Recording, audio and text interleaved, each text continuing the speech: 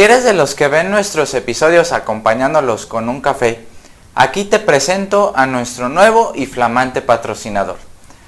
Café Tierra Veracruzana. Su empaque me encantó, su sabor me deleita mientras doy una clase o preparo el programa. Los invitados lo estarán probando durante las grabaciones, espero les agrade tanto como a mí. Por cierto, fui diagnosticado con procafeinación, que es la tendencia a no empezar nada hasta haber tomado café. Así que no hubo trastorno del que me sintiera más orgulloso. Gracias, apa. Otro trastorno más a mi lista. Saludos. Si lo compran por primera vez, el envío es totalmente gratis, solamente en las zonas de Jalapa y Coatepec. Si te quieres convertir en un titán puro, prueba el café Tierra Veracruzana. En la descripción dejo sus datos de contacto. Empieza tu día pensando a contracorriente, empieza tomando café Tierra Veracruzana. Leer y escribir tienen un valor epistémico, entonces el hecho de que un estudiante universitario se apropie de esa herramienta le va a permitir ser mejor psicólogo. ¿En qué sentido? Se va a apropiar de la disciplina, ¿no?, de una forma más adecuada. Finalmente el conocimiento no es acumulativo, es reelaborativo, ¿no? Entonces el hecho de que yo lea a un autor, ¿no?, y me haga pensar y ese proceso, yo sea capaz de darme cuenta de ese proceso, de cómo esa lectura impactó en lo que yo sabía, pues eso va a ser genial. Y luego escribir, ¿no? Lo que decíamos, cuando yo pongo por escrito lo que pienso, en vez de que angustie al estudiante decir, no, ay, ¿cómo empiezo? Sino al contrario, ¿qué estoy escribiendo? ¿Qué se me facilita? ¿Por qué lo puedo escribir o por qué no lo puedo escribir? ¿De dónde puedo sacar información? Eso es el proceso de escritura, ¿no? Enseñarles a escribir así, no que se escribe de un tirón, no que se escribe cumpliendo solo con la expectativa, ¿no?, de que tenga una estructura tal, sino es un proceso, ¿no?, en el que uno va cuestionando lo que sabe, poniéndolo por escrito, dialogando con otros, en este caso, ¿no?, con diferentes autores, e incluso hasta hacer entrevistas, ¿no? Se vale, pero no les enseñamos a escribir así. Entonces sí es fundamental y por tanto el trabajo del maestro es muy importante, ¿no? No de cualquier maestro, de todos los maestros más bien.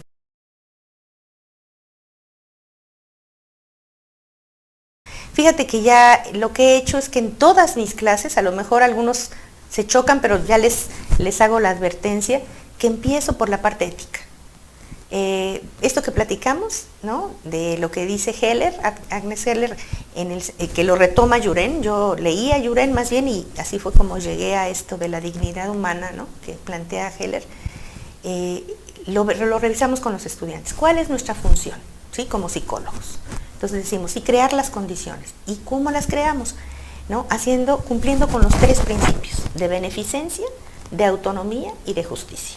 ¿Para qué? Cuando tú dices, bueno, ¿y cuál es mi función? ¿Para qué quiero eso, no? Pues para que la persona tenga una vida digna. ¿Y qué significa, no?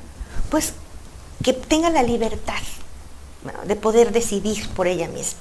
Pero la libertad implica conocimiento. Entonces, la otra es que nacemos con esa necesidad, ¿no?, de conocer, de entender el mundo y de entendernos a nosotros mismos.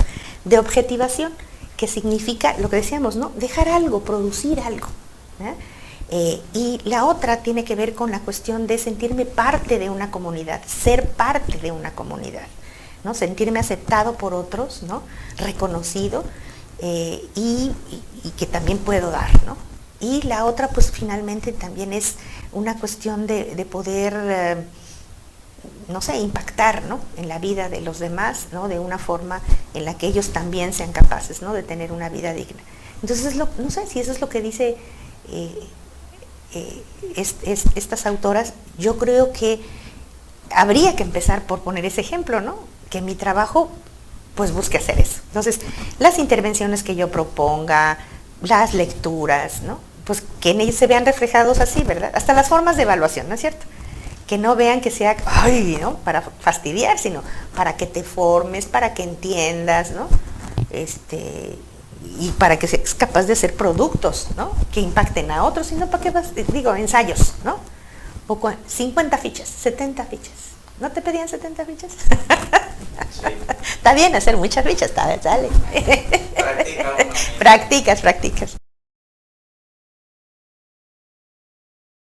Con relación a lo primero, sí, o sea, pues verdad, o sea, autores como Bauman y como Giddens y todos estos nos permiten entender este mundo, pero nos quedamos, verdad, solo con esta imagen de, híjole, todo está mal, y entonces, ¿qué hacemos?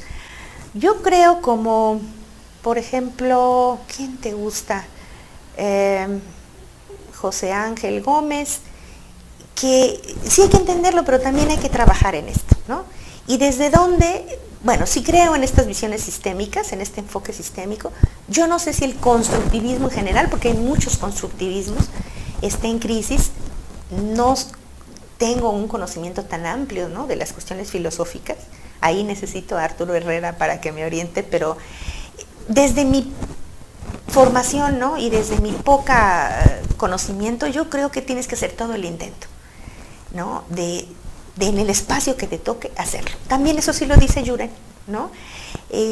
Conservar ese espíritu, ¿no?, de que es verdad, el mundo está en crisis, y yo no puedo transformar el mundo, pero a lo mejor hacer lo que me toque hacer, ¿no?, en el espacio, y tener la conciencia que lo intenté, ya es suficiente.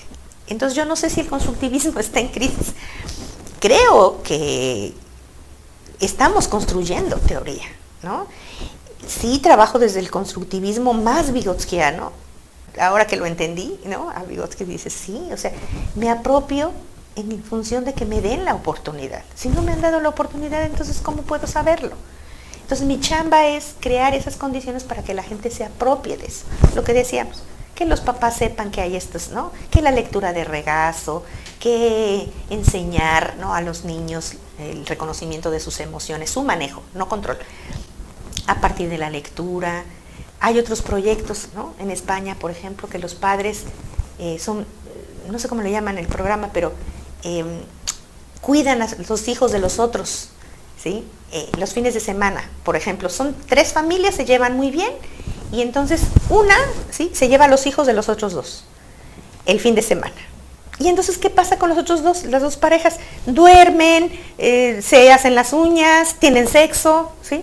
Claro, hacen una vida que no pueden hacer porque tienen a los niños el fin de semana. Estos, claro, que están chambeándole, ¿no?, con esos hijos que a lo mejor se vuelven 5 hijos, ¿verdad?, del suyo, y otros 2 de acá, ¿verdad?